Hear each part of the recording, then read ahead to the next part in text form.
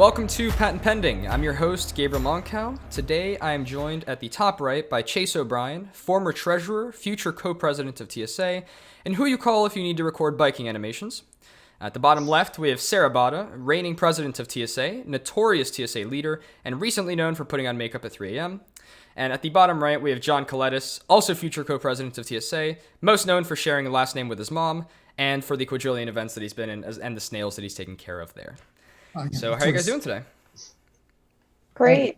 Doing fine. The snails, unfortunately, are in a very interesting condition right now. Can't imagine they're all secluded over there. Must be very lonely for them. Have you planned a funeral yet, John? Because they all died. I mean, I really don't know if you guys would be willing to innovate a funeral ceremony. I'd greatly appreciate it. They're near and dear to my heart. We can just flush them down the toilet. I feel like that's a good send-off. That's a pretty good ceremony. For a snail? For a snail? Yeah. Well, how many snails are there? Could they clog?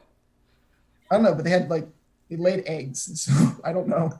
Okay, I don't want to know any more about your snails. So we'll just jump into it. You guys anywhere from 100 to 5, you know? That's way too many snails, mate. I mean, one is too many snails, so we'll see. You guys have all been super involved in TSA, so we'll just jump into that. So the first question that I had, which is, I guess, starting at the beginning, right, is what were you guys up to before TSA? How did things look back then? What existed? What programs? What people were around?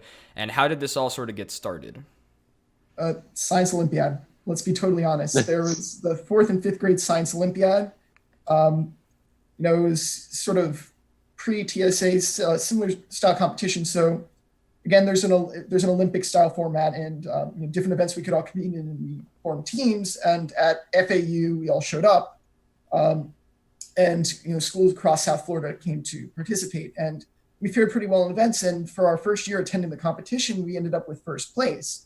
So these whole science, science and technological self-development programs, at least that's what I refer to TSA sort of as, started to grow within Pinecrest. We competed in the 5th grade as well. We got 4th place at that competition, but the Boca campus actually did really well at that competition together. So we noticed that there was this joint drive towards science across both campuses, and we started up the middle school TSA chapter next to sort of continue that legacy and take our passions to another level. So that's really where it began for me, and I'm sure my other podcast co-participants have different stories. Yeah, I'm going to be honest. The only activities I was involved in prior to joining TSA was yearbook. That was my main activity. And then also I did track and field. And I'm a very different person now, but my parents actually forced me to sign up for the innovation club during 9th and 10th period because, Indian parents have to do STEM, whatever. And I didn't want to do it at all. But then one of my friends was in it, and then I kind of got roped into joining TSA by Carrie Kolettis. And then these 5 very scared 6th graders came to talk to the 7th graders. And I was like, okay, I guess I'll do this because I have to do something meaningful with my life. And that was the start of TSA. Yeah, I mean, I guess John, I was with John in Science Olympiad, and obviously we, helped co-found together. So I guess there really was no, I've kind of always been in TSA. I mean, obviously not in lower school, but, from 6th grade onwards. And I guess that kind of started, of course, the KIC conference, where we got to make our first application. And by make our first application, I mean copy tutorial and change exactly 2 things. However, at the time, this was back at the whole beginning of the everyone needs to learn how to code push across all of education. And I'm like, wow, coding. That's really cool. And none of us knew what it was or how to do it. And, I kind of got involved with that. And I guess that was, I've always been a big math guy, kind of my whole life. But that was, I guess, my push into the rest of STEM. And then I think, Science Olympiad definitely helped with that. And then it kind of cascaded downhill from there into, what it is today. So you guys have mentioned Innovation Club and Science Olympiad. Were there any sort of other STEM competitions around at the time? And how big were they relative to what we have nowadays? There was independent science projects, so that was like a more of a research thing. Like, you know how we have the research program in the upper school? That was kind of like what you participated in middle school to kind of like segue into that high school program. But I don't know who that was run by, but it was like mostly kids being forced by their parents to do a research project and attend some sort of meetings, and that was basically it. Yeah, at least at the middle school level. I mean, I'm sure there were various small random challenges, like there still are at middle and upper school. I know there's like a couple of like one-off engineering challenges and other kind of small things that come about. But I think there was nothing of this equivalent, and I think part of that was because not that TSA is a very new thing; it's been around, since like the '80s. But at least within the context of education as a whole, I think that big push really didn't come around until about the mid 2010s, 2014, 2015, 2016, and we just so happened to be at the right age where we could kind of be at the forefront of that new development. So when you guys actually got involved in TSA, how was like the start of it all? Like how was the first year? How many people were around? How were the events sort of like organized? I feel like it's very different from what we have nowadays. Yeah, it was 5 people originally. So, you compare that to what was it, the 100 and, this was like at one point 200 people like one year from both campuses. But yeah, starting off with 5 people. And it was sort of us trying to focus on one of the events, the Inventions and Innovations event. And we sort of realized that there were other things we could branch out on. So it really was putting emphasis on this, the FT, I don't remember the acronym anymore, but there was a name we had for it that was really Yeah, FTDC, Force Transmission Data Collector. Yeah, but it was originally, emphasis on that, and we decided, we saw that there were these other events such as, Tech Bowl, debating tech issues, and we sort of just went at it in those things, and we realized there's such a a bigger thing behind this. We could really take a larger chapter here. So I mean, those were that was the original days of organized mess. Yeah, I think when we started, obviously, we were focused on that one big project, and that was kind of our big thing with 5 people. We're basically like our own team, and then because we were going to the conference, we figured there's a couple of on-site things. Why not pick up a couple of those as well? Because hey, we're gonna need something to do while we're there for a couple of days. And ironically, we ended up doing better in all the things that we just decided to pick up last minute than the actual research projects that we had spent the entire year working on. So I guess that was kind of the thing. One, inspired us to come back harder and continue that project. And we ended up doing much better with it the following year in a different competition.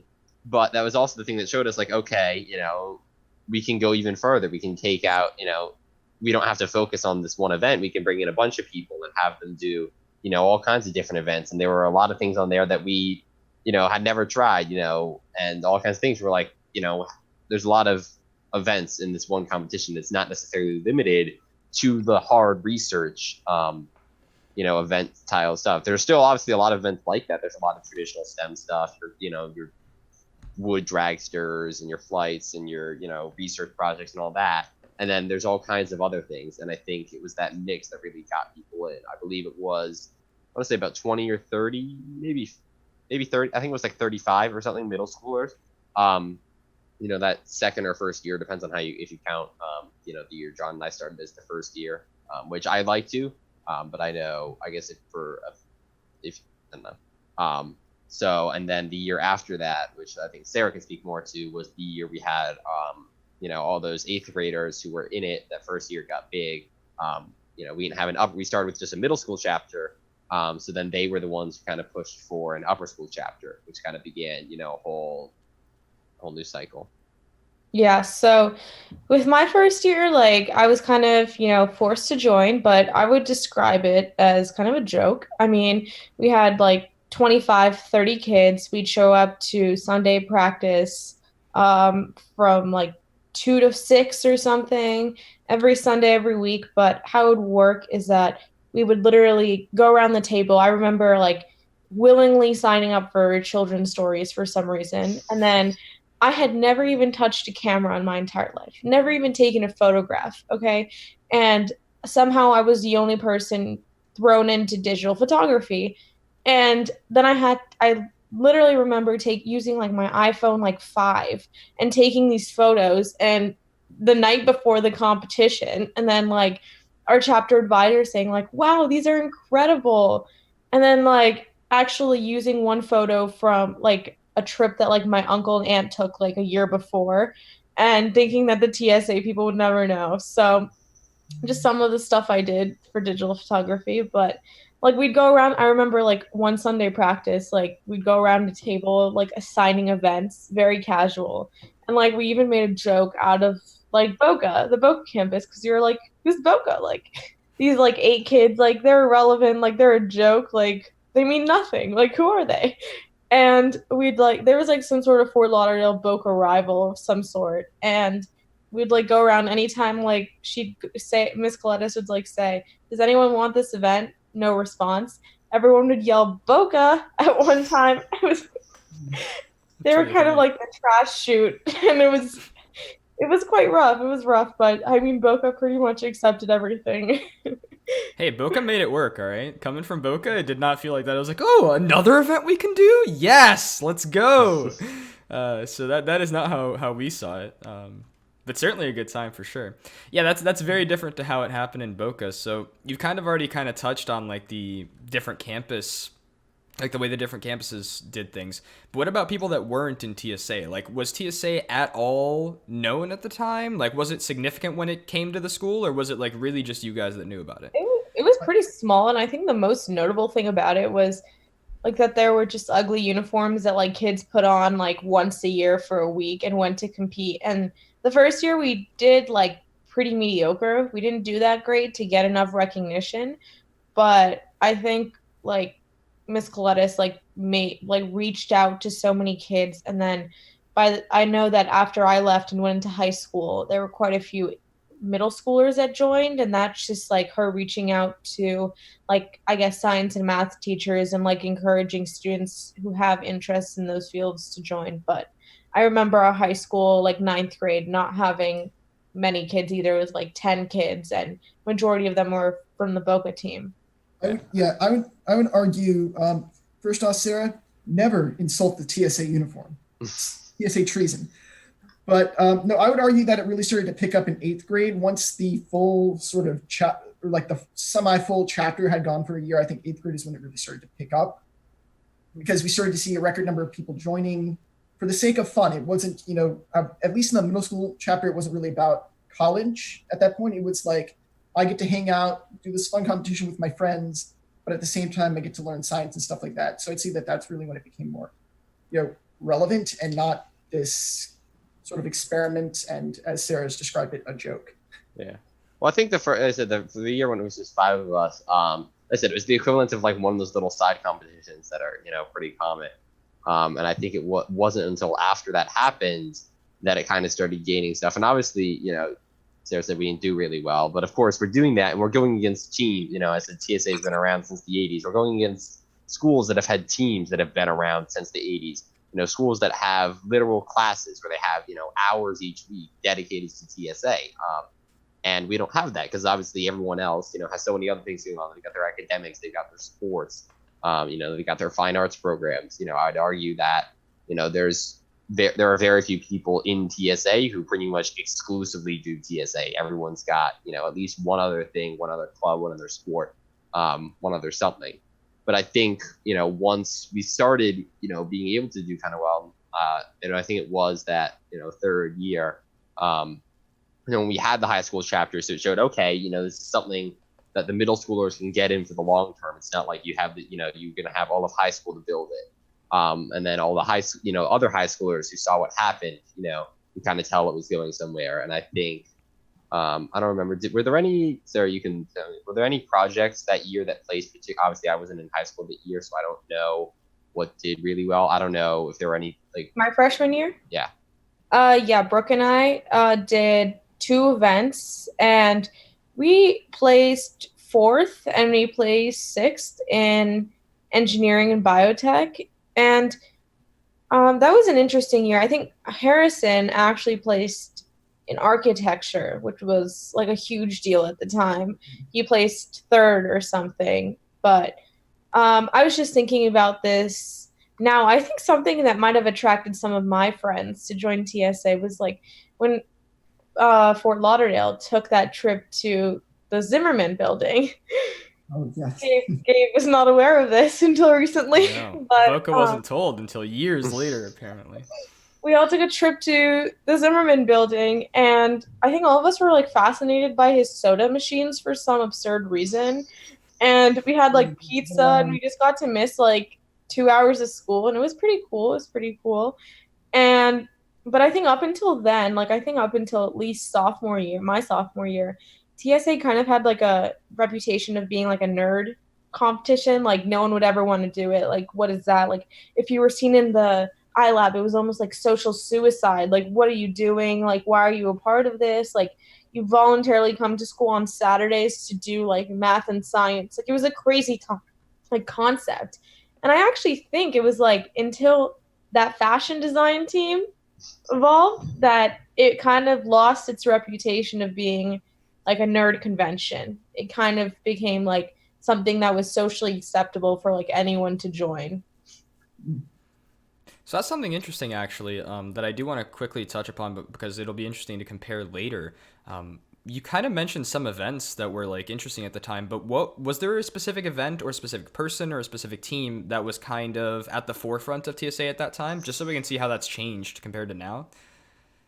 I mean, in the beginning, obviously the most, I guess, thing at the forefront was that original 5. That research project. The year after we didn't do well at TSA, we actually modified it, entered it into Verizon, won destination, got a pretty decent prize to go along with that, and I think that was what really got the word out there. And once that project had kind of wrapped, I think there was so my 8th grade year. There really wasn't a whole lot going on. There was no one event that you could point to and be like, yes, that is the event that TSA is known for, because obviously we had just, our big thing was over. This is kind of when we were picking up steam. This was the first year of high school.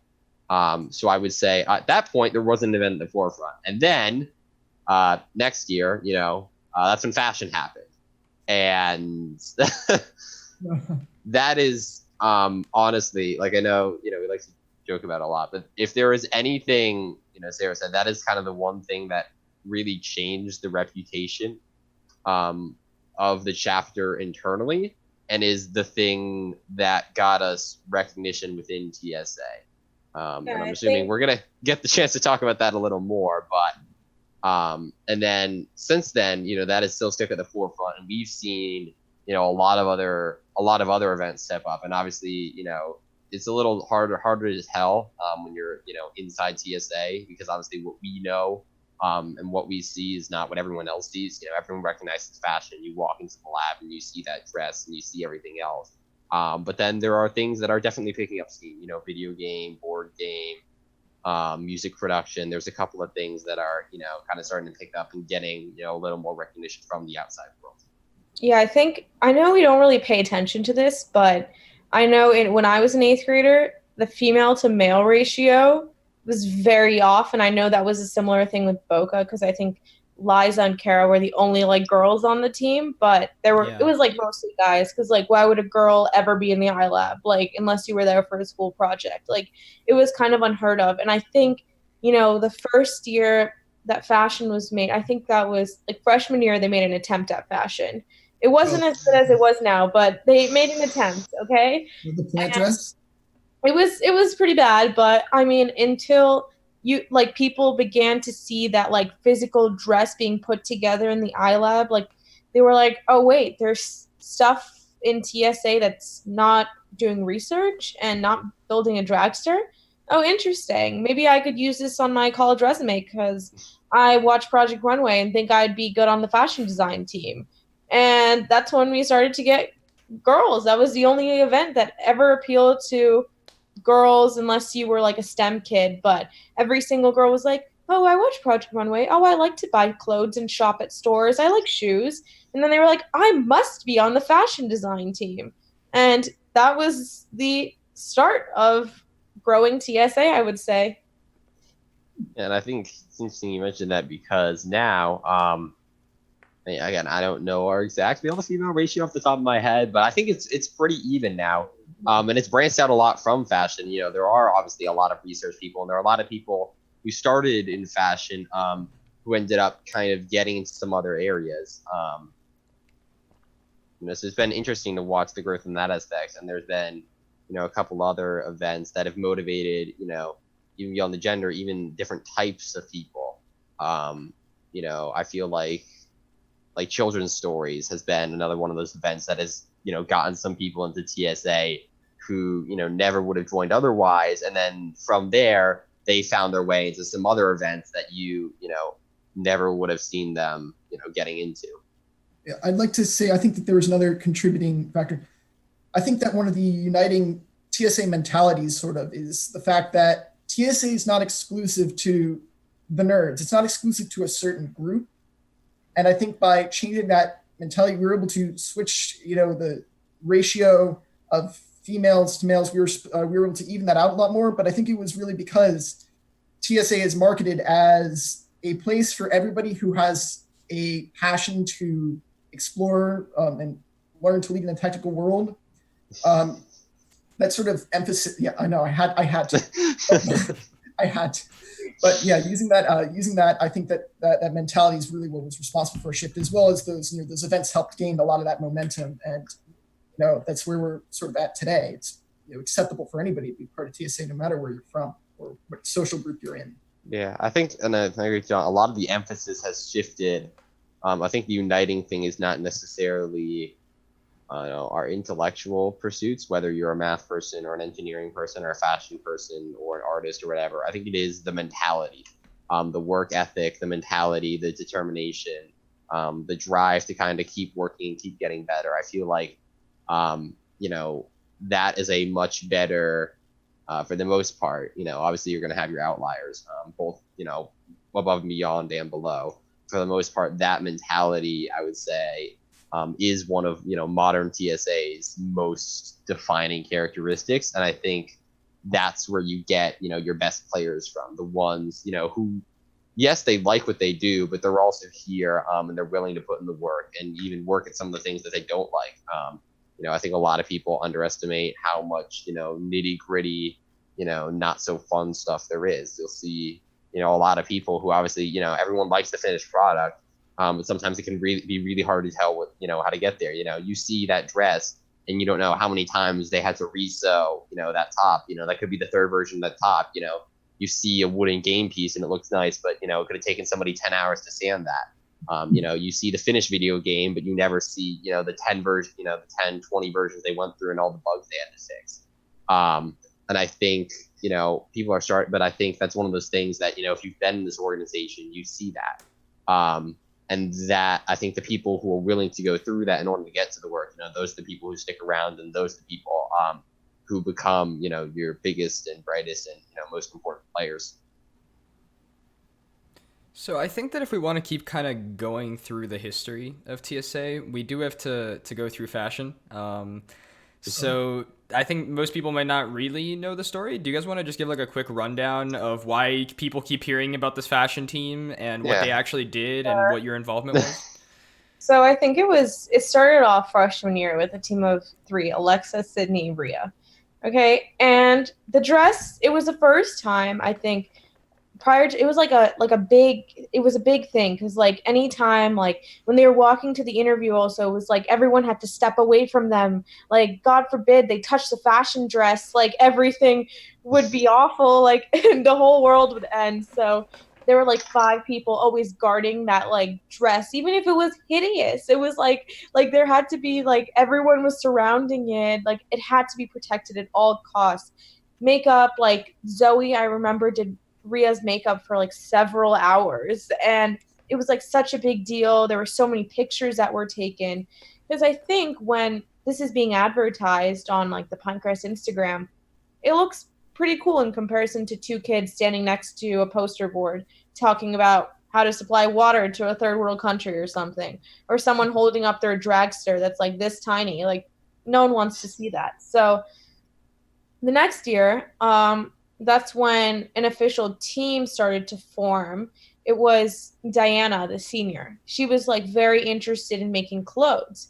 And she kind of, I mean, she held that entire team together. And I would say that she is responsible. She did the code that you see, like if you have ever seen the Pac-Man dress, on the back of the suit, there is a Pac-Man Arduino thing that they coded some sort of like lights thing, and then they coded the lights on the dress. And actually, Mr. Delgado did it, but the fashion team still took credit for it. And Diana made the whole dress basically by herself. And all the girls on the team hated her at the time because she was like incredibly bossy as a senior and was kind of like doing everything. But then they got first in states. And honestly, that point didn't matter if someone had gotten third, someone had gotten second. They were the first people to get first at states as a high school team. And it didn't matter if they were like the easiest event or anything. It was just that it was a first place. And it was the blue trophy. It was a big deal, whatever. And then at nationals, no one was expecting this, but it got first in the nation. And then I think everyone was kind of like, what, how? Like everyone was confused. Everyone was like, how did this even come close to getting first in the nation? Like everyone was so surprised because no other team had ever come close to doing that. And the next year, when I was a junior, I will be honest, I joined the team because it had a good reputation of winning, not because I was like, oh, I want to make a dress. And I think that was everyone's mentality when joining this. Like, there were only 3 of the original members it was Claire, Danielle, Alana who did it as sophomores. And then suddenly it was like 10 new people just joined the team and it just kept growing. But the thing is, with middle school, we never had to worry about issues of people joining for college or for a college resume or to get a win under their belt. But here it was like, you couldn't say it out loud, but you knew that half the people were there because they were the national champions, not because they wanted to make a dress. So that's where all the problems started to come up. Well, the one thing you mentioned, you said, obviously they win, but I think one thing that I think gets overlooked, I think is how they did it, is that at the time, the event was called Fashion Design and Technology. At the time, everyone else, from what I saw, was really focused only on the fashion part. As a matter of fact, the first year we had no tech in the dress that we entered. My 8th grade year, Sarah's freshman year, and then the next year, that was really set us apart. We also had a really unique interpretation of the theme. The prompt was, I believe it was like 80s prom or something like that. And we chose, the team chose to go with Pac-Man, which obviously, very iconic 80s thing, but a very strange choice for fashion, a very strange choice when obviously the easiest thing to do would be to, turn 80s style stuff into a prom dress. But they were able to, do, I would guess, the appropriate fashion theming and the appropriate era theming in a unique way. And, they brought the tech in.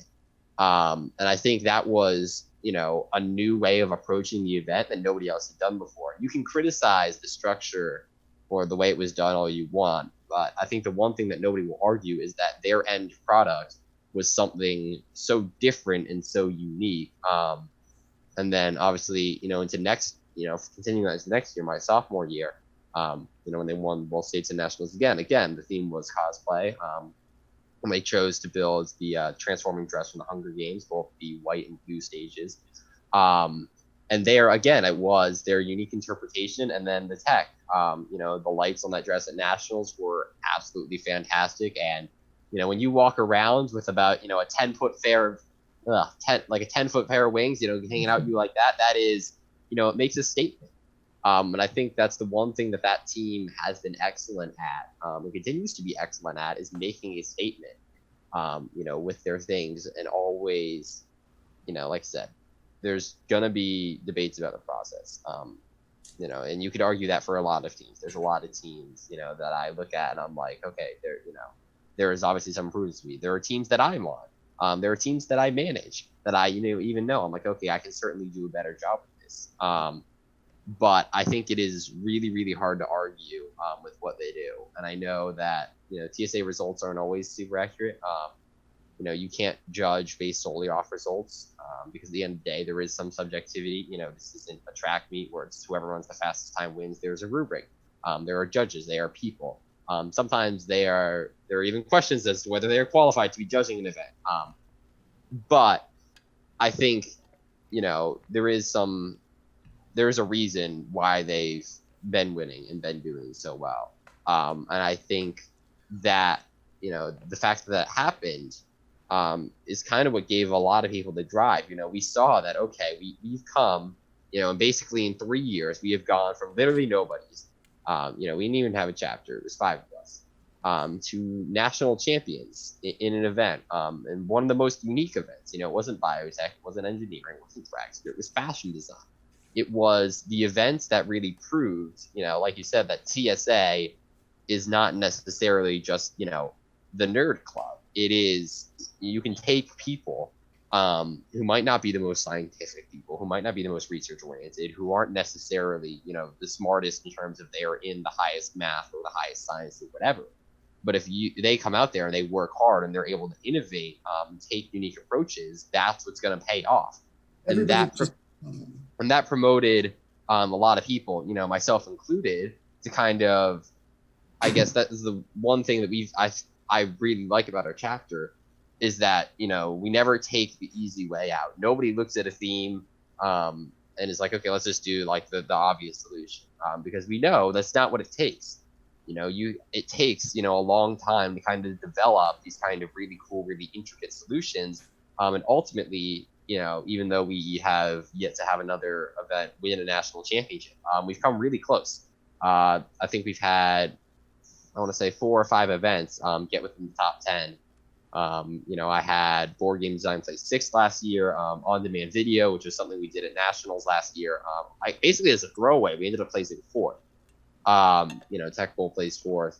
And I think, that has been, one of the things is that obviously everyone, respects fashion, but I think it's almost a bit of a friendly competition of, okay, who else now can be the person to go get, our next national title, because we know, if we work hard enough and we approach it the right way, we know that, certainly somebody else can do it. The question is, who's it going to be next? Yeah, and I look back on it now, and, I always used to think about this, especially this year, like, why, there's other teams that win, there's other teams that get first. Like, why fashion? Like, I mean, their construction challenge got first in the nation at nationals, but, like, they're never given recognition. Like, why is fashion always up front first? Like, even if, like, 3 other events get first at states, like, it's always about fashion. And I think about it now, and I'm like, when I was a sophomore, I, like, personally remember, like, some of those girls on that team were my friends. And I used to be like, oh, what are they doing? Like, they're cutting fabric. Like, it's not like they're actually going to do well in this event.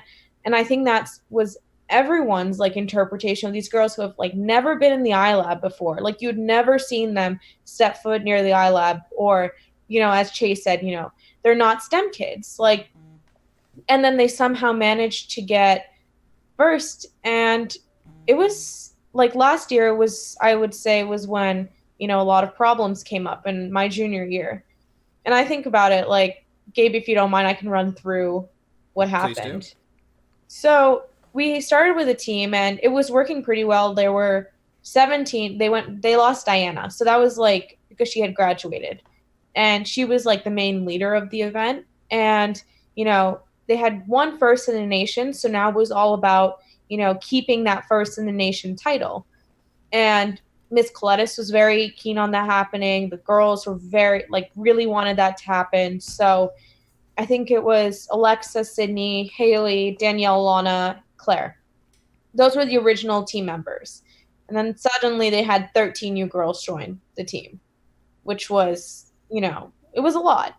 And then by December, Sydney and Alexa quit the team. There was, like, a bit of an argument. They quit the team. They were gone. And they were the leaders at that point.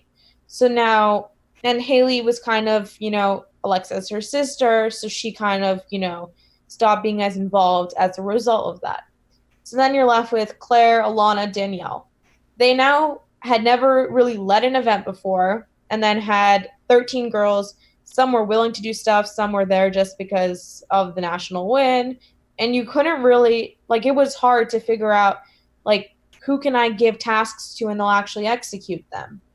And I think that's where all the problems came in when, these 3 girls tried to delegate, because although they weren't defined as the leaders, they basically were the most experienced on the team. And I think that's when people got a bad taste in their mouth when they were like telling people, do this and this. And it wasn't, their intentions weren't to like put people down or be like, I've been on this event before. But I guess that's how some people interpreted it. And I think that's where some of the issues arose. Like, if anything was like, I just remember an instance where, something wasn't said, in the most polite way. Like, there wasn't a please following the sentence. And then one girl like went out of the room crying because she couldn't do like a model's hair anymore. So, I mean, that's where all the drama happened. You put 14 girls together on one team and you're definitely going to have drama. So, yeah, and I think, part of that too is that, it takes a long time to build up to leadership. It's not something you're born knowing how to do. It's something, everyone still struggles with, even, CEOs and managers and people in power. That's one thing everyone always tries to do. They always try to be a better leader. They always try to be, that. And to be suddenly have that position thrust upon you, that's not even counting the already immense weight of the fact that, they have this national win that they want to defend. That is a lot to put on people, especially people who, like I said, who aren't your traditional TSA type. And I think, all things considered, we ended up handling it okay, but that's not to say there weren't bumps in the road. And I think that, was part of the problem there, was that it wasn't that anybody, lacked the ethic, but it was now the combined pressure of having all these new people in, trying to figure out, okay, who's here, just to be here and who here is willing to work. Because obviously, I think there's this easy idea that, just because they're national champions, everyone who's joined now doesn't want to work. That's not necessarily true. And we've seen a lot, not a lot, but there have been a couple people come out of that, and some people who are now, super, super important in TSA, who came out of that fashion team that year. And they showed, they were able to show up, they were able to do what they were asked. They were able to keep innovating in the tech department, in the theme department. And I think that is a really interesting situation to look back on. Like I said, because that, that is not even like your traditional team losing its leaders. When you lose key players like Diana, and then, you lose your next 2 in charge, that can really, that team easily could have fell apart. That could have been it. It could have been a 1 year, your thing one and done. But somehow they managed to keep it together. It wasn't flawless, wasn't perfect. But somehow they were able to get everyone to work together well enough to pull off another, fantastic product. And I think once they, won first in states again that second year, that was the proof that, okay, if we keep working together, we can still pull this thing off. There's enough talent there. There's enough dedication there. That even through all the conflicts, there is, something that they can keep doing to keep going. And, they've been able to keep going. And, they want to get in this year. And I think to some extent, the drama that happened last year, especially before states, is one of the main reasons as to why everything was such a mess this past year and why the dresses were not done, is because when Claire, Alana, Danielle tried to be, upfront, delegate things, people didn't like it. People, complained, cried, ran away, told on Miss Kolettis, told on them to Miss Kolettis. It was anytime something was not said extremely politely, it was terrible. They would get in trouble.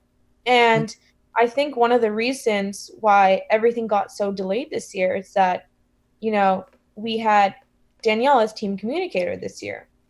And I think she was put in somewhat of an awkward position where, if I say something and I try and, delegate and try and get this dress moving along or suggest something, people are going to think, oh, I'm being mean again, and go complain about me.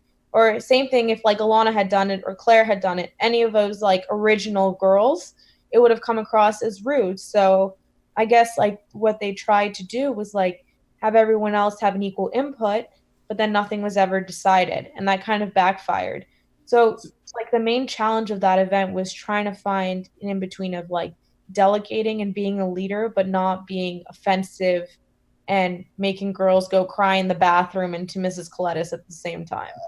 So I'm just going to say this. I'm going to keep it really short because most of the times I've commented on fashion, it really hasn't ended well for me, but very poorly. But no, I'm just going to say this. You put an event that has a legacy of always doing well. Pinecrest, some people see it as Pinecrest's, flagship event.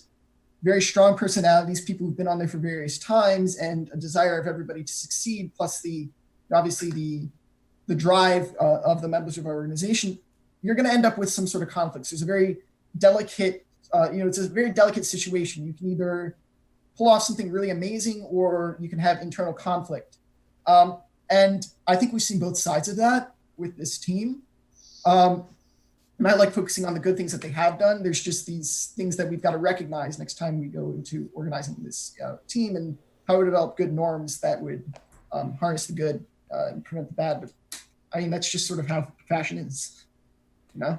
I think we could. I do think we could stay here and talk about fashion for a millennium. There's a lot to cover, but I do think that it is important to mention one thing before we move on from fashion. Can you guys just quickly glance over how fashion sort of did this year? Because I feel like there have been some important events or some important happenings within fashion that might make this a bit of a turning point moving forward. As in like the state conference? Or, yeah, like sort of what happened at the state conference and people leaving who may have been crucial team members, or what you think the current state of fashion is and how they're going to move forward.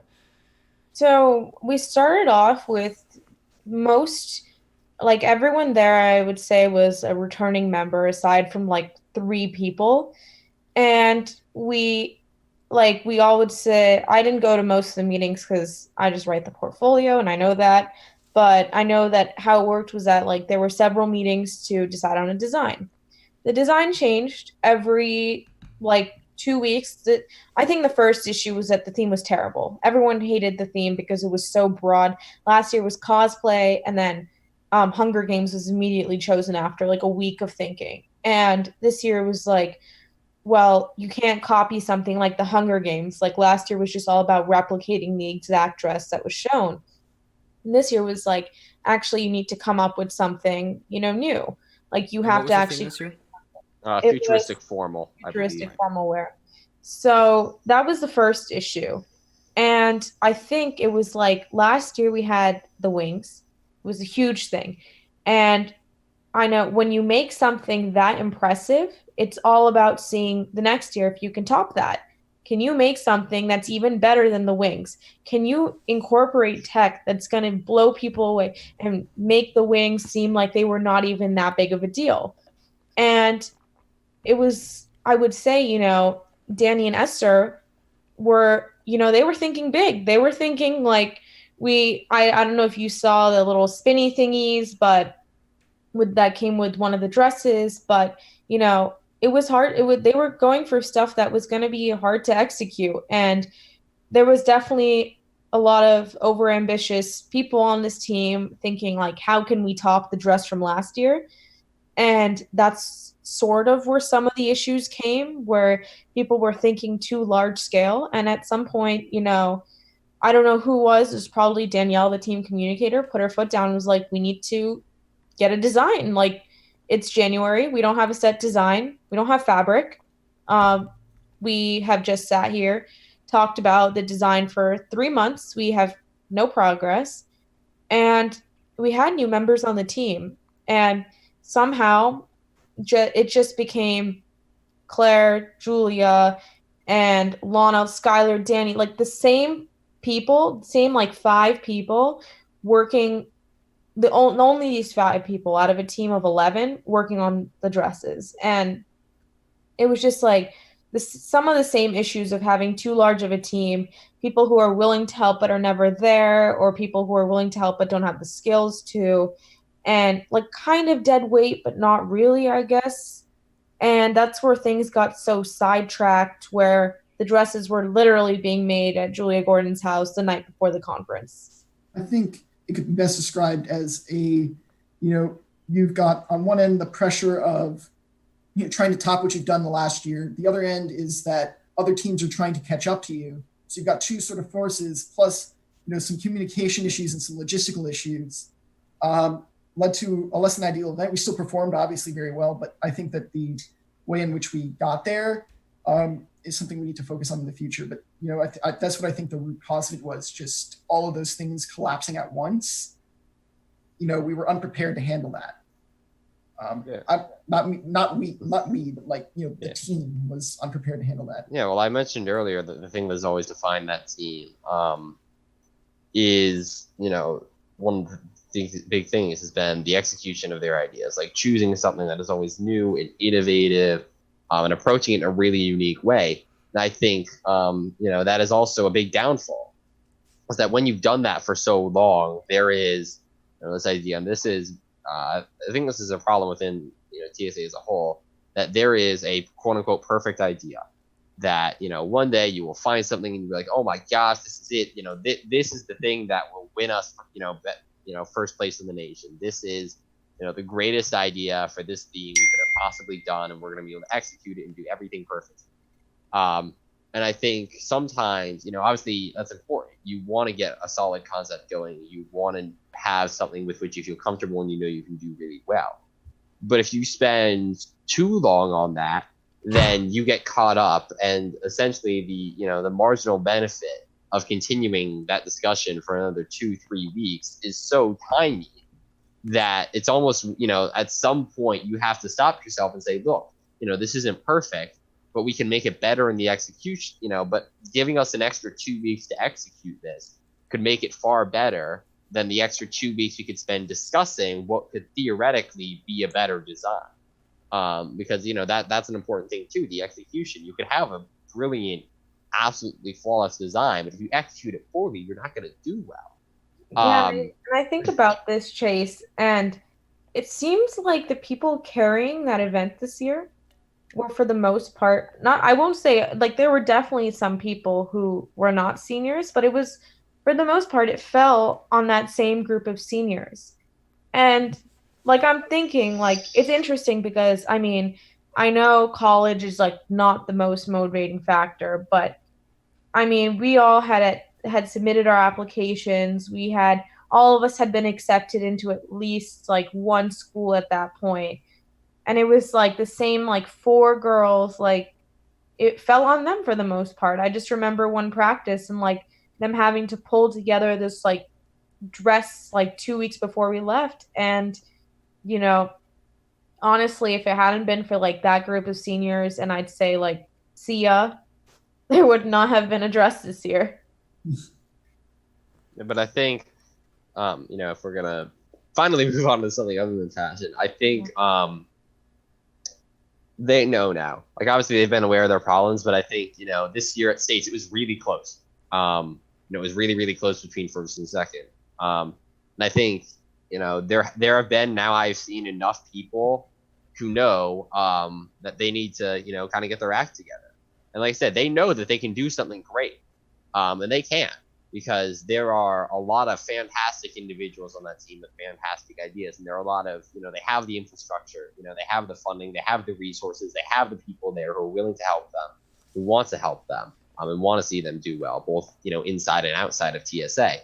But I think the key is getting those people who are inspired, who will show up, who will destroy their sleep schedules the week before States, who will put in the hours, who will do the have the uncomfortable conversations. And I think a lot of the weight of this team the next year falls on I say about 2 or 3 people, and how are they going to step up? Can they handle it? Now that for all almost the entirety of the original team is gone. I think there's just a couple, maybe two surviving members of that original team. So it's really going to fall on their shoulders, and I don't think we can predict, we can hypothesize, and we can make bets and see what we've done with the given experience, but the truth is nobody knows. what lies ahead. I hope they continue to do well, but I hope they can, kind of fix, some of their problems along the way, and that is certainly doable. And I think, if they can, those, the mentality that those seniors had, if that can somehow get into the people next year who are going to lead that team, I think they have a chance of continuing to do well. But obviously, there's a lot of weight on their shoulders. There's a lot of pressure they're under, and it's not free. There's people who want that title. It's, almost a rivalry now, in Florida. There are so many people, even, like I said, even just in Florida, who want that state title, and they know that they've got, people coming for them. So they got to keep stepping up, and, they got to keep themselves together, and they can. It's just a question of if they will. Yeah, and I think this year was honestly, I wouldn't say it was a great improvement, but it was a little better than previous years of where other teams who placed either very close to first place or did place first place got, I wouldn't say the same recognition that fashion did in the moment, but it was like that's something that I hope is improved upon in the future. Like I know that, I wasn't on this team, but On Demand, they had never competed in this event before at Nationals last year. And that team managed to get fourth in the nation in an event that they had never even done before. And it's almost like it's sad that teams like that, because they didn't bring home a first place trophy, don't get the same recognition that, fashion might get. And like I think about it like, I was on software development last year, and I have been since sophomore year. And we got first in the state in my junior year.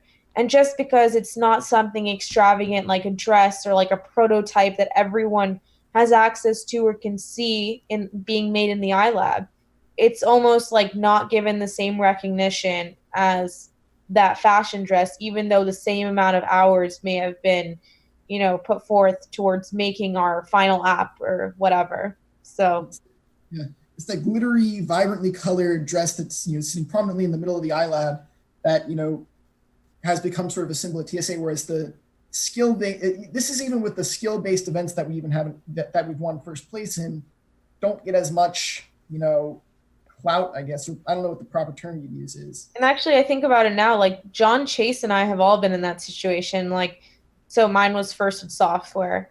Actually, you too, Gabe. I mean, I know it wasn't a first place, but 3 second places was still, not something easy to achieve. John getting first in music and Chase getting first in XTemp. And it was like still, when he got back from states, I think it was to some extent all about fashion because of the fight that erupted after. They didn't deserve it. They didn't deserve it.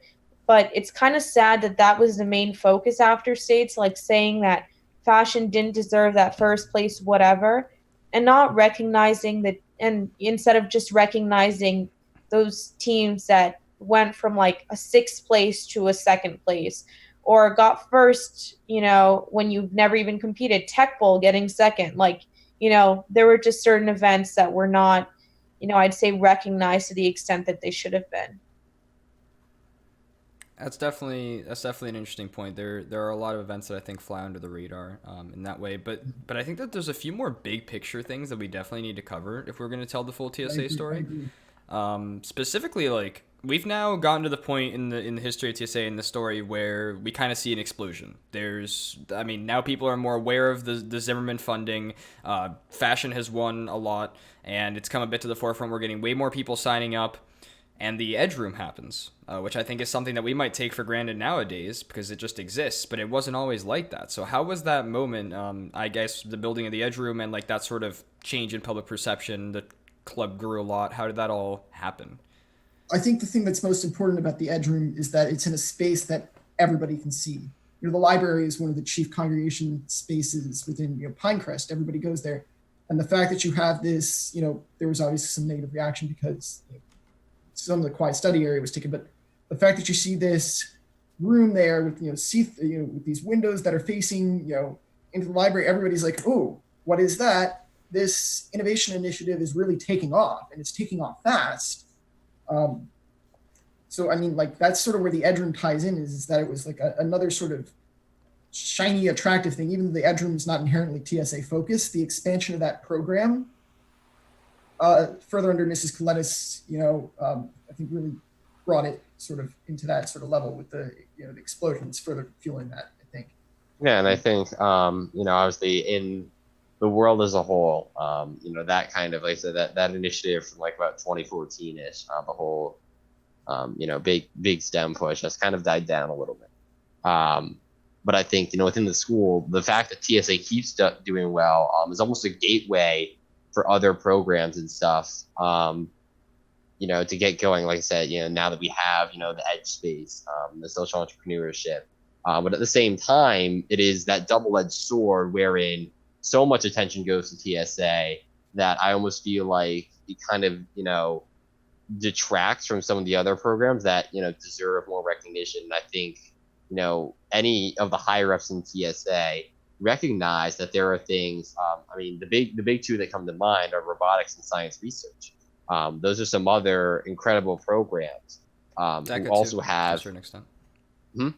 DECA too, to a certain extent. Yeah, DECA, but I feel like DECA is not. DECA is more independent. It's not part of Yeah, the DECA is a little different. Sure. I'm just talking about in the context of the innovation and research, initiative. That's fair. That I feel like because we do so well, those can be overlooked. Not that they don't do well. Robotics made it to States this year. I know science research, I've seen some really cool projects come out of that. But I think one of the things that, as leaders of TSA, we need to do better is having that cross-program contact and pushing, now that we've done so well that, if we are going to be, the face of the innovation program, that we need to be working with everyone else. If we're going to get donations or additional funding or new programs or whatever based on how we do, is it in our best interest to help everyone? Because there are, members of TSA who are also in those programs, but I'm not in robotics, I'm not in research, but I still recognize everything that goes on. And I think, like I said, because of our success, they've kind of gone under the radar a bit. And I think, as much as I love TSA and as much as I think, we definitely deserve a lot of the attention we get, I feel like it can be a little overpowering sometimes. And that's one thing that I definitely want to see change is I want to see, I like having us as the face of the thing. Like I said, because I think it is a very general thing. Obviously, robotics is, robotics. There's a lot of stuff you can do there, but at the end of the day, there is a limited scope to that. Same thing with research. There are tons of different types of research projects. Everything from AI to, biology to pure mathematics stuff. At the end of the day, it's all research based. I think the thing that's really attractive about TSA is that variety. But just because I think, we are a good place at the face of the program, I don't think we shouldn't be the whole program. And that's one thing that I really, really want to work on is getting people both inside and outside of TSA, to recognize that there are, we are definitely part of this department, and part of this idea, but this idea goes, the idea of innovation and research, and competition goes so far beyond TSA. And I think something we have yet to consider, we've talked about how fashion has drawn in a couple of girls or whatnot to TSA and attracted some new people. But I think at the end of the day, the person who is bringing in the most people is our chapter advisor. I mean, usually, like, I know this is like she has, she has this pretty classroom now, the edge room. It all looks very cool and enticing. Like, it's all very pretty. And she is someone who is able to talk up, like, absolutely. And she is able to, encourage someone to join something in a matter of minutes. Like, when she's talking about, like, certain projects, she makes them seem so much more grand than they actually might be. And I think she's someone that's almost relatable to that, like, non-nerd, non-STEM kid, because she's not, like, an engineer in the iLab like Mr. Mr. Stevens. She's someone who's more relatable. And I think that's what honestly attracts a lot of the kids to not only the entrepreneurship program, but TSA as opposed to robotics, because she makes it seem like something that not only STEM kids have to participate in, and she's like very relatable in that sense. Um, but at the same time, I know that like with my friends who are not in TSA has kind of developed like a bad reputation across campus to some extent because of the amount of resources we get, and especially with, you know, literally almost half the library being taken out because of the iLab, the Edge Room, and now this classroom. And it's like, why, you know, there's other things that are winning, obviously. Like I know Skylar and Science Research did really well in some competition this year, but, you know, you don't see a classroom being made for science research, which has been an established program for a couple of years. So I think that's the only thing that's, you know, a little bad about TSA is developing a bad reputation to some extent because it's literally taking over the library. Yeah, TSA needs to be a leader in developing, you know, innovative thinking, this new sort of, you know, style of this new sort of approach to, you know, problems and such. But we don't need to steal the show. I think that it's TSA's job to use the resources we have to help out, you know, other programs, especially innovation sector.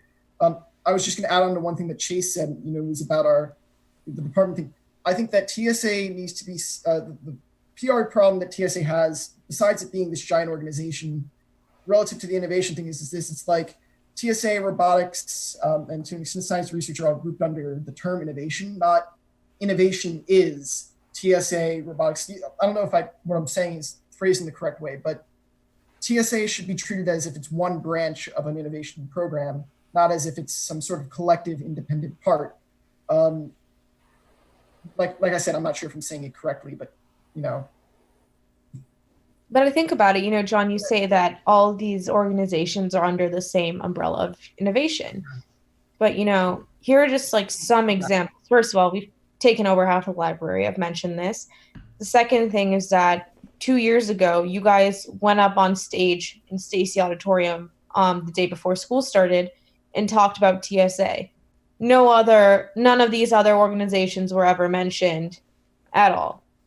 Third, TSA was literally given 2 pages in the yearbook, and we had a picture of John, Chase, Danielle, and I for Technology Honor Society in the yearbook under club, which was not a club at all. Okay, and we now have a TSA cord. Why isn't there a DECA cord? Why isn't there, you know, a robotics cord?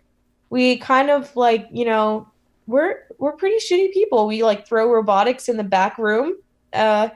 Every practice, you know, board game has 1 table for themselves, fashion has like 3, and then other teams are working off of like 2 other tables, and they're kind of shoved into that back corner when we have taken up basically the whole iLab except for that back room. We have our own classroom now, which most of the times is pretty empty because no one's in it during Saturday practices. We have the Edge Room, and we have the entire library on a Saturday practice.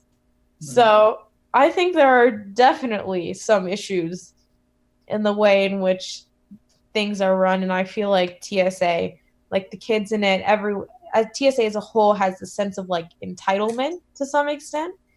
When, you know, there are some organizations who, like I know speaking on behalf of Juliana, she won an econ like kind of like entrepreneurship DECA competition like called NFTE, and they got first in the nation also. Why were they not given the same recognition as, let's say, fashion or another TSA event, you know, just because they don't have a classroom, edge space, and iLab dedicated to them? And I think it's something I wish we had realized earlier, because I think now, at least not everyone, but the vast majority of people in TSA leadership positions share this mentality that, you know, we are lucky to be in the position that we are in, and that we all know that there are some programs that aren't as lucky, and that it is almost our duty, you know, to kind of help them out. But I think I wish we had realized that earlier, because then, you know, maybe we wouldn't be in the situation that we were in. But I think we didn't even know, the magnitude it would reach, 2 years ago. I don't think anybody could have predicted 2 years ago that we would end up where we are right now. And if we had, then maybe things would have worked out differently. But I think it's very easy, to anyone who doesn't go in and sit in on the meetings and really know, that entire officer team. It's really easy for them to say that we don't care. And there are probably plenty of people who don't care.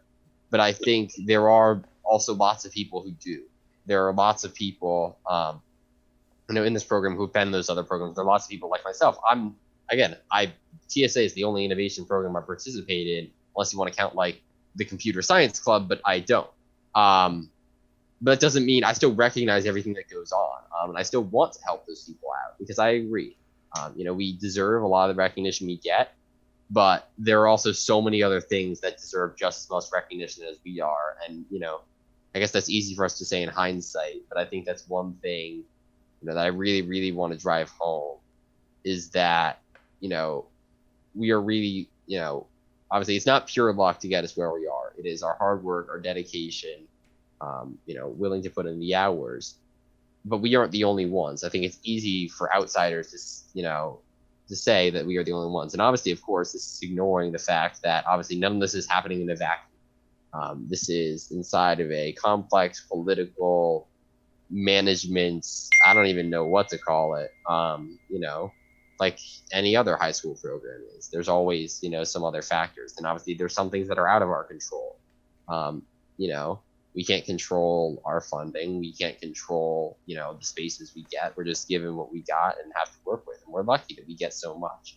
But I think there are lots of people who know that we are lucky for what we have and who really, want to change, the narrative surrounding this chapter so we can be both incredibly successful and known, like I said, we can be at the forefront of the program, but we don't want to be the program. I think one step that TSA can take to sort of alleviate this is to use some of our resources or our ways to reach out and assist other chapters in their own journeys. Obviously, the recognition issue is going to require a change in mentality. I think that, within the next few years, TSAs, being as other clubs start to, or organizations are eventually going to eclipse us. I think that there's going to eventually be a change. I don't know how we can accelerate the change in recognition, but I think for now, a great way to go about this is to use, TSA or the things that we've learned in TSA with other organizations. For example, another organization I'm actually part of, is the Junior Classical League, which is similar to TSA, but it's just basically Latin TSA, Latin Greek TSA. You do stuff oriented around it. One of the most important events, the central event, is a tech bowl style event. As such, a tech bowl style machine is needed. They were pretty expensive, and we were able to use those, use some of TSA's resources in order to get one of the tech bowl machines for tech bowl to rehearse for that. But it also comes with the fact that we've reached a deal with the Junior Classical League that's allowing us to share some of our equipment with them and share some of our expertise, at least in these sort of quizful style competition with them. So I think that something like as small as that, it's reaching out to other clubs and helping further them at the same time, with TSA is going to change TSA's image. And hopefully there's going to be a greater appreciation of other organizations besides just TSA out of that. But I think that those would be good steps that TSA could take in order to stop hogging the spotlight or to change its image as the dominator of, all Pinecrest clout, I guess. I don't know if I said that the right way. So you guys have mentioned a bit the leadership and like the people making the decisions there. I did want to touch on that briefly. How does leadership within TSA sort of work, both in terms of like the teachers involved and how the students sort of get involved in that? We've definitely had a lot of issues, and I'd say, there's still a lot of improvements that can be made in that leadership area department of TSA. But, this was the first year that we had like an established officer team where we didn't have a president who got senioritis way too early or, a president who is a complete dictator. or whatnot. But we had a real officer team. We had meetings. Some of them were useless meetings, and we had issues with our chapter advisor. But I think, for the most part, this chapter is run by the students, and specifically these 8 students who are on the officer team. They make a lot of the smaller decisions, and they make sure teams are making progress. And to some extent, these, I wouldn't say the whole officer team, but some individuals are responsible for, some of the success that took place at the state's conference. And I'll let someone else get into some of the issues we had this year in terms Well, I guess the one thing I just want to touch on real quick is just, I guess, if you want to do the official hierarchy, at the top you have your advisor. That is the person who does all the official stuff, all the official registration with TSA, technically calls all the shots, even though a lot of the power is given to the officers, but she can veto anything we do. And there are obviously some things that we aren't allowed to get involved in. We aren't allowed to get involved with funding. We don't get involved with parents. Any of that big oversight stuff, that's all her job. Below that, I would say you have your officers. Those are, your team leaders. I believe there's, I think there were 8 last year. I think there's 9 this year. You have your typical roles. Really, it's president, and then you have other roles: vice president, treasurer, secretary, sergeant at arms, historian, whatever. Either way, the point is that there's a lot of roles, but I think nobody's really defined to their role other than president. We all kind of work as a team. We're not like, okay, you are the secretary, therefore your job is to take notes and manage these 3 events. I think it's very fluid in the way that we work with each other. And then I would say I'm just going to say one thing real fast before you go back, because this is something that I think is important to note just within the context of the situation. At least, when Chase said that we're all equal, at least in function, it's the fact that the way in which we function as equals is that a TSA officer is an emphasis on a leadership by example and leadership by action rather than leadership by creating laws or stuff or such like that. So in terms of being equal, it's not just a legislative sort of style of equal when we're sitting at the table debating ideas. It's that we've each come forward to help with, like, for example, middle school leadership and such like that. I just wanted to make like a sort of clear definition on leadership. It's not. And then I would say on a level with an officer is obviously different in other contexts, but I would say, if I guess you draw it out spirit of equal are your other adults who are involved, not advisors. I don't know what you want to call them: mentors, chaperones, administrators, whatever you want to call them. There are a couple other adults who are involved with TSA. Some of them manage a smaller group of teams. Some of them, come in to help with specific skills. Some of them, are involved with middle school. Obviously, you have your middle school advisors. And then you get a couple teachers from the classrooms who come in and help. Like for middle school, one of the English teachers comes in and helps people with portfolios and stuff.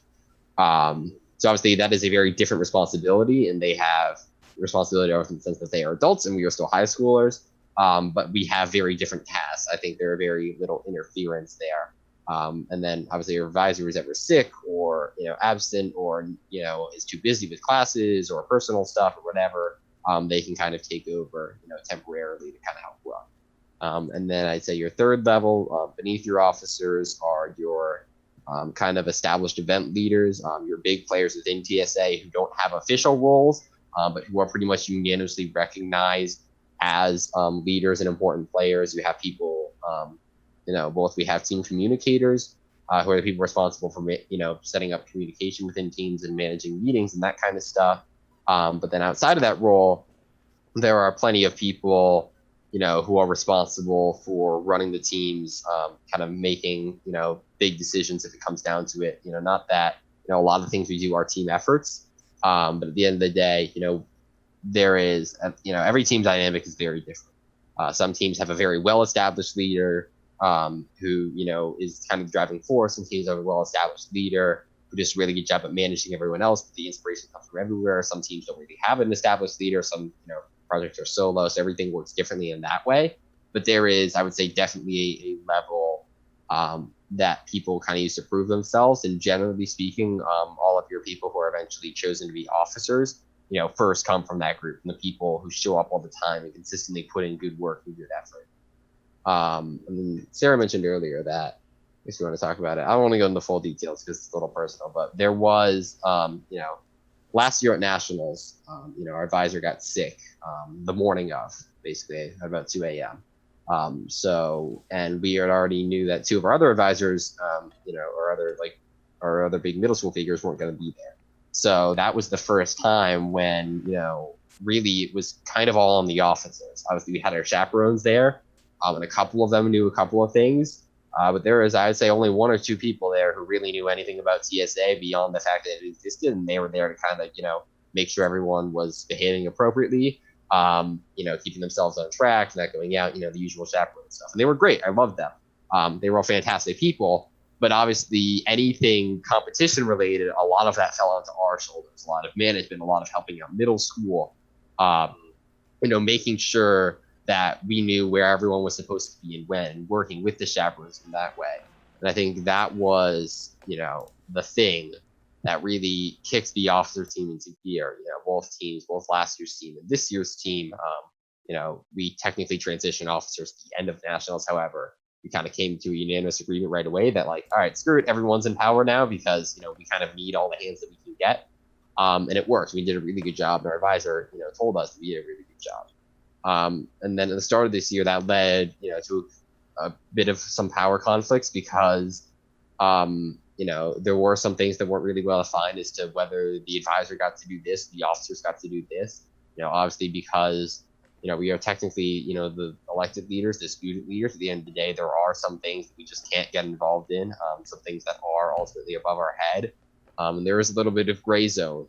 Where there are some things that are very obviously for the advisors and things that are very obviously for the officers. And then, there is this kind of zone of questionable things in the middle. And, we had some communication issues that a lot of that zone never got sorted out. So there was some conflict, and it hurt. There were multiple people who considered, leaving the officer team, leaving the organization. But ultimately, luckily we were able, after about a month or so to kind of put our heads together and say, look, we have all these issues, but ultimately, we all love this organization. We all care about this organization. We all love what we do. And we knew that we had to kind of, put our heads together and figure out what's the best going forward.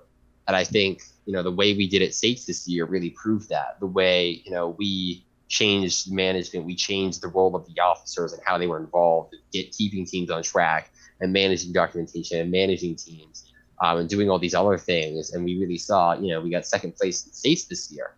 And I think that is as much of everything as it is on, the advisor management, the officer management, the teams and how they performed. And I think, it is the job of the officers to kind of be the inspiration and be the guiding force. And I think this year more than ever, we got to really see that.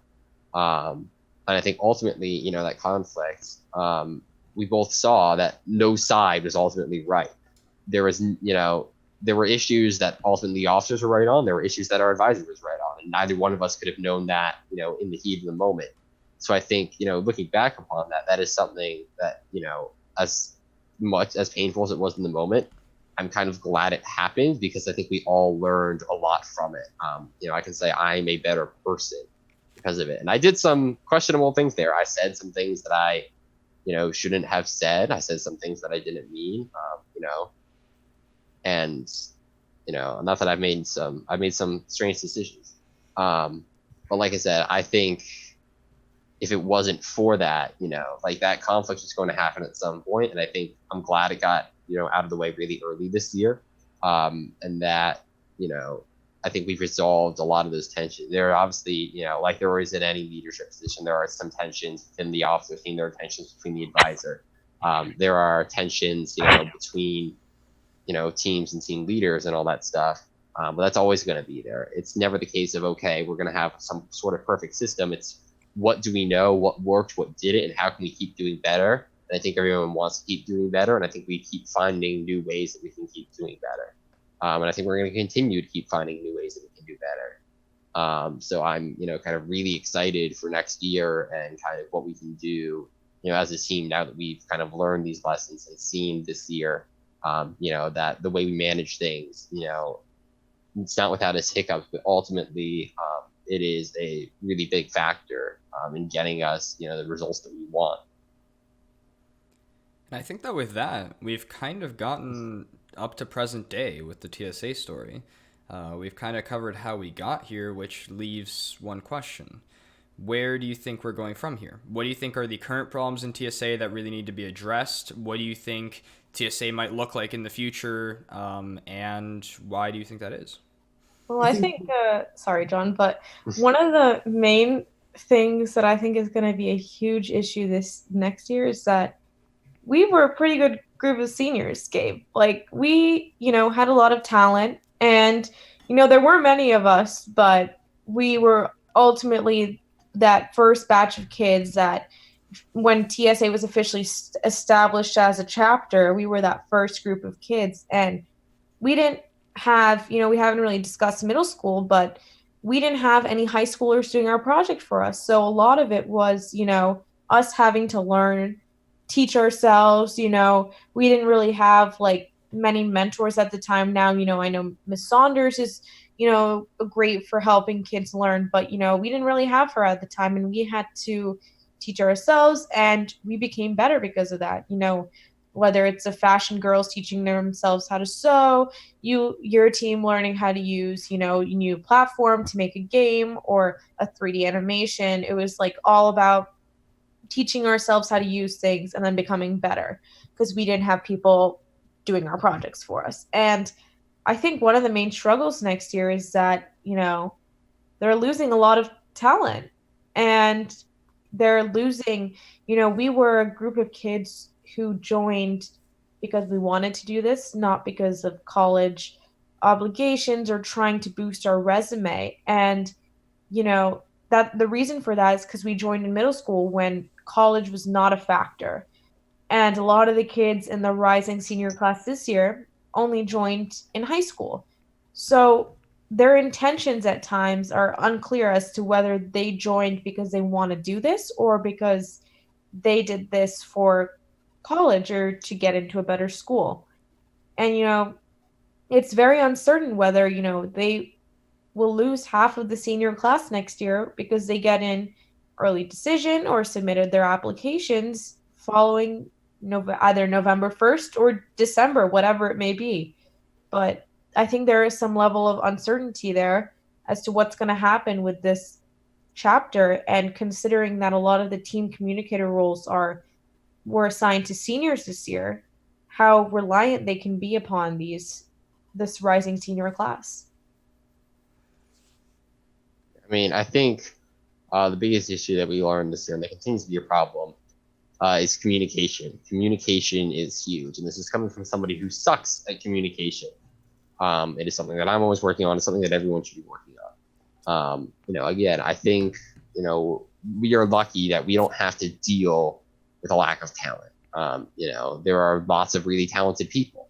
We are lucky that we have all the resources, both the human resources in terms of our advisors and, our teachers, and the monetary resources, and the physical resources. We have the iLab, we have Edge, we have all these machines and all these tools, and we have all this funding to get all these cool materials and, everything like that. We have a laser engraver, we have a 3D printer, we have a CNC machine. So we're not limited in that aspect. What holds teams back is that communication piece. I know so many teams where the issue had basically nothing to do with the product or the quality of the product. It was just communication. People not responding, people not reaching out, people being inconsistent, people not showing up to practice, without giving an advance warning.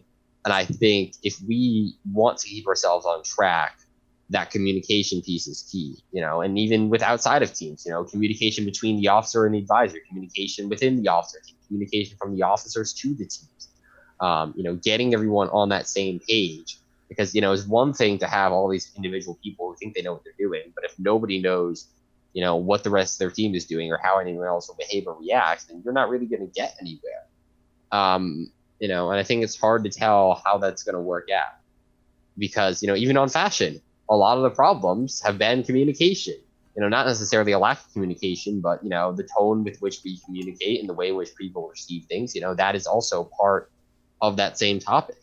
And I think, it's hard to tell where we're going to go because, a lot of this chapter is dictated by both the people in charge, and whatever events are doing successful. A lot of things good and bad in current TSA are a result of the way fashion is done. So it's always a question of what will be the next big event. Are we, am I going to come back in 10 years and we've won 13 national titles in fashion?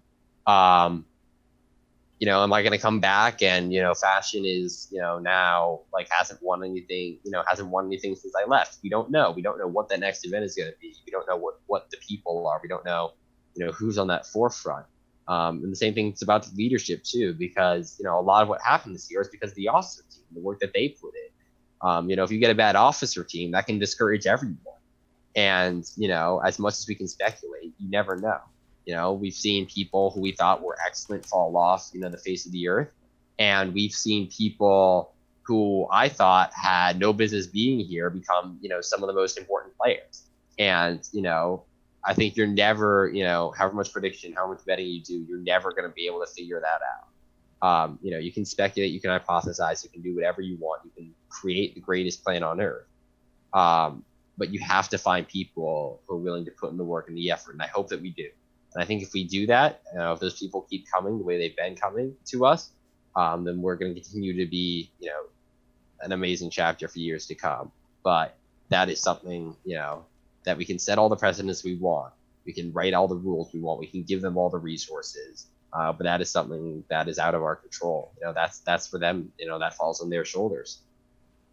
So the last thing that I really wanted to cover, now that we've really seen everything, we've talked about the past, present, and future, is are there any people that you want to give a shout out to now here at the end? Now that we've seen the entire story, people who you think may have gone under the radar, people who you think are up and comers that are going to be big in the future. Chase said it himself, like, we don't know what's going to happen. The one thing that we know for certain is that we know nothing for certain, as we've seen from the previous years of TSA.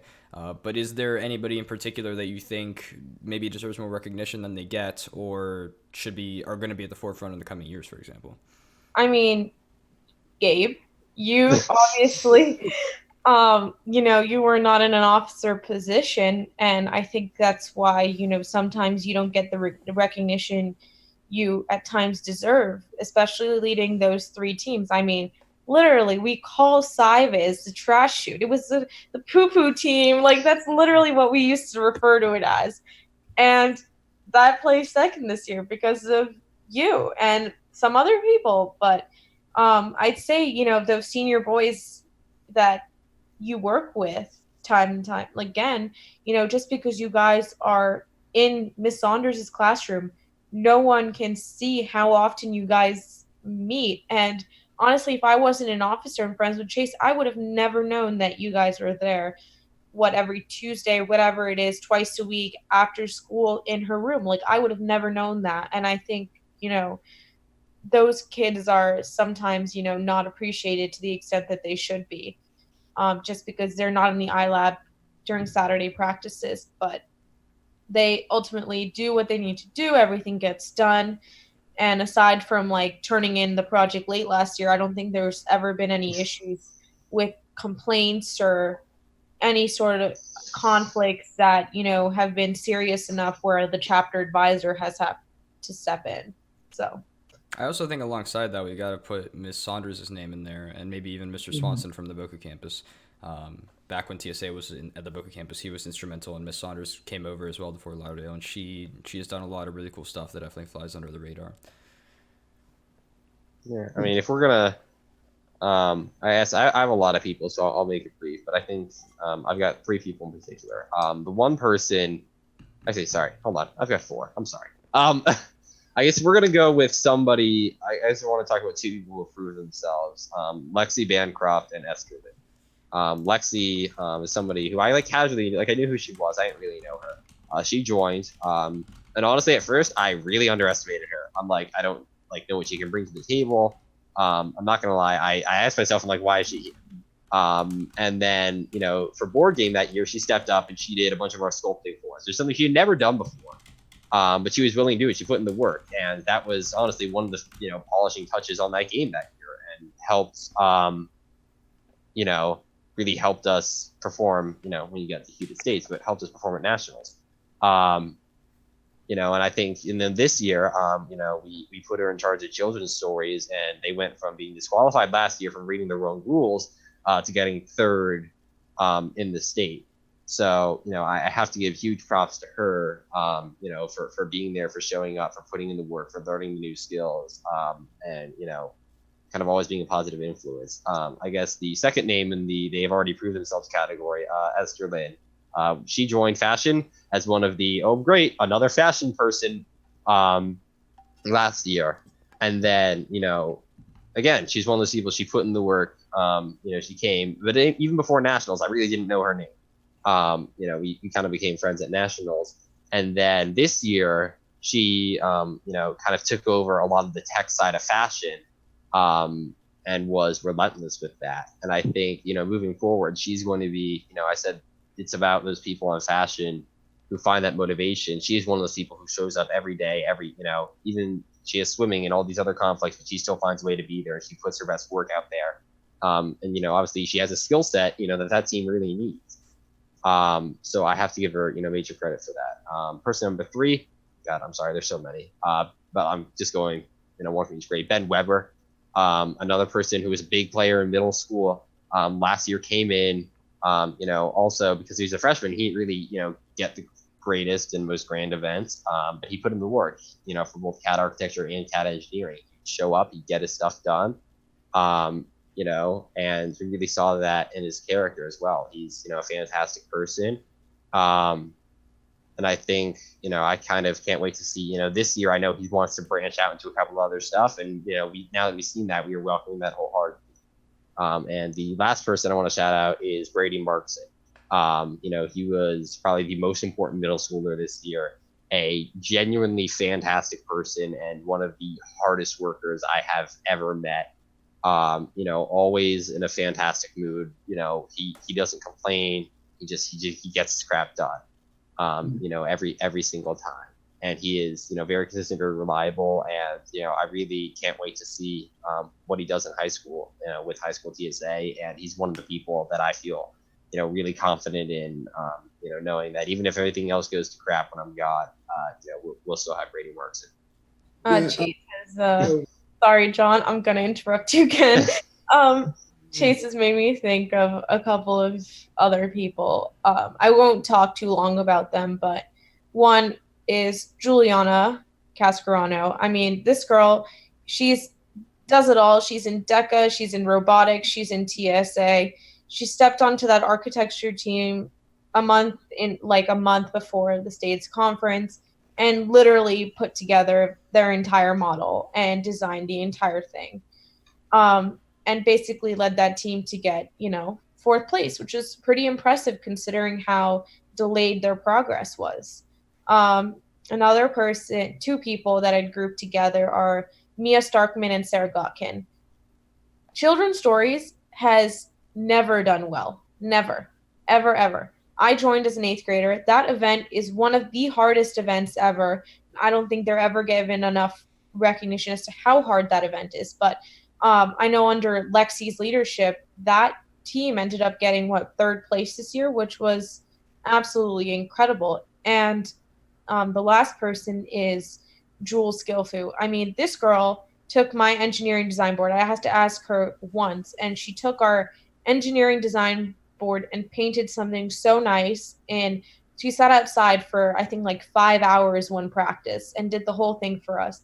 And then she did it with Skylar's board. She did it for transportation modeling.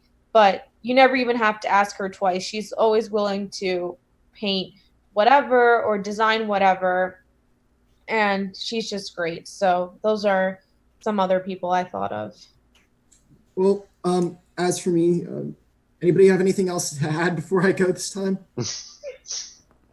No. As for me, obviously one of them's already been said. Chase already named Brady, but there's something different about him that I'd like to mention, and it's the fact that I've been, trying to talk to him at least, early, during this sort of quarantine sort of mode here. But I asked him, if he'd have some interest in helping out the middle schoolers next year, and he's been very, I see him as a vital sort of linkage between our middle school chapter and our high school chapter. He's going to be a bridge between, middle school, which has a lot of problems to work out, which she's noticed, and the group Rise in High School. So I'd like to shout him out for that. His, again, his determination, his willingness to work, his adaptability, and just the amount of stuff he's taken on and still stayed with that positive attitude, the desire to lead. I see him, honestly, I'd be very unsurprised if he became an officer, one year, even president. I could see him filling that role well. I don't want to throw something that great out there right now, but I really can if you're watching this, Brady. The second person I'd like to shout out would be Jonah Ferber. Again, another 8th grader, going to be vital to helping bring our high school and middle school chapters closer together. I've seen what the guy can do on the Hoop House project. I know the snails again, but I've seen what he can really do as a person. I've seen what a great researcher he really is, and I think that these two people are going to be critical in linking a I wouldn't say disconnected, but two eras, two groups of TSA that need to be brought closer together. I can see them as vital pieces of doing that. So those are the two people I'd really like to shout out now. And then, of course, all of our seniors this year. There's too many to name, but the stuff that they have done, much of it has been recognized for those little things that have been recognized. That as well, like I said, too numerous to name.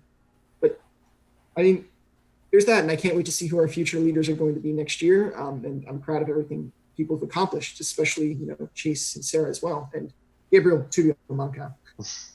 Appreciate it, John. So I think that pretty much brings us to our conclusion. Do you guys have any closing thoughts, comments, personal shout outs, or anything that you want to make? Any other thoughts? Well, first off, whoever's still here, why are you here? You just listened to us talk for an hour and a half. You surely have something better to do. But I guess, the one thing that I've learned from all of this, beyond just the skills, which I picked up a lot. I've taught myself Illustrator. I've taught myself Fusion. I've taught myself, a lot of stuff. But I think, the leadership and the determination, like that skill, that has been the driving thing behind everything that I do. I'll never, half-ass anything in TSA. Everything, gets 110% of my effort. And that is, the one thing, no matter what it is that you do, you have to give it everything you have. And if you get everything you have, you will get so much out of it. And you have to, be willing to push out of your boundaries a little bit. I picked up extemporaneous speech before. I've never done anything like that. I used to hate public speaking. But if you never, learn to push outside, you never know what you could get. If those fashion girls never joined, if they never, joined the nerd club, who knows where we'd be now. So you have to be relentless in that way. Keep pushing. Whatever. If you get an opportunity like that, please take it. Please give it a try. Keep pushing your boundaries and trying new things. It doesn't mean you have to pick up a new skill every year. It doesn't mean you have to do something new. But even in the context of what you do, your sport, your art, your whatever, keep pushing for something greater. And you're going to keep getting there. And I promise you, it doesn't mean you're going to win every single award. You might not see the results of your actions for a long time. I honestly didn't get anywhere near the official TSA rewards, equivalent to my work until this year. And maybe you'll get what you quote unquote deserve. Maybe you won't, maybe you'll feel like you're being overcompensated or undercompensated. You can't control that. You can only control you and what you do. And you'll know, in your heart, where you are. It's a joke I like to make, about my board game players this year. Number 2 in the state, number 1 in my heart. And I think if you put that heart into everything you do, you're gonna do great stuff. Whatever that is.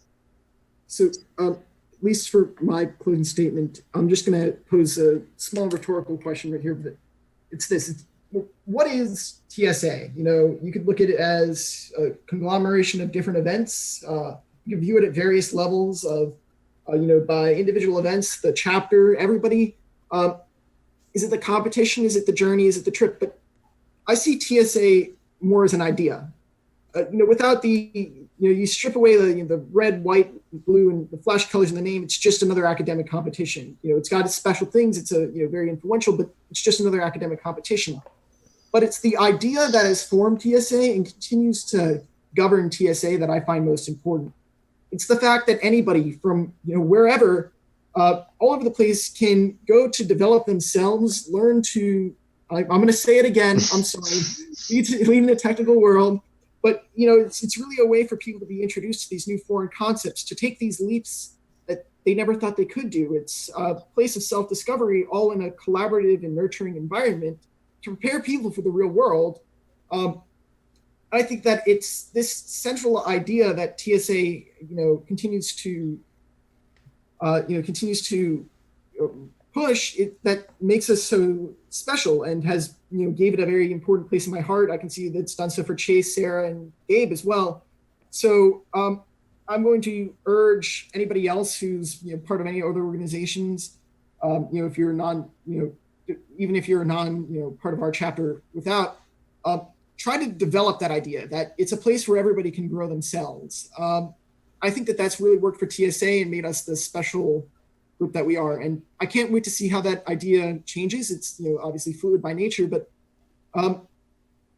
that's what's going to make it a very hard final year next year. And it's sad to see everybody go because, this really is what TSA can do.